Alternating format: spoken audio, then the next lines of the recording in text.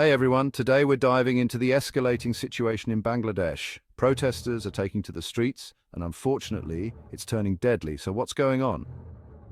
It all started with a controversial job quota system. Students, feeling the effects of inequality and frustrated by government policies, began protesting. But these protests have rapidly escalated. Over 150 lives have been lost in just a week. The government's response?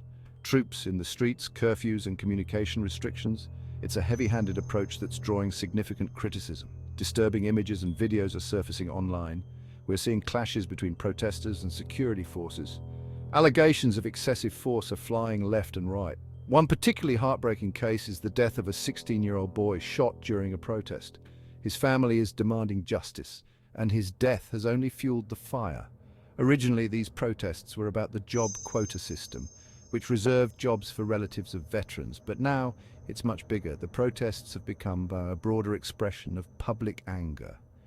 Issues like inflation, corruption and alleged election rigging are all coming to the forefront. So what's the latest on the ground? The Supreme Court did scrap the quota system, which might seem like a win for the protesters, but it hasn't calmed things down. Protesters are skeptical. They want concrete action and accountability for the violence they've faced. The international community is keeping a close eye on Bangladesh. There are growing concerns about human rights violations and the escalating violence.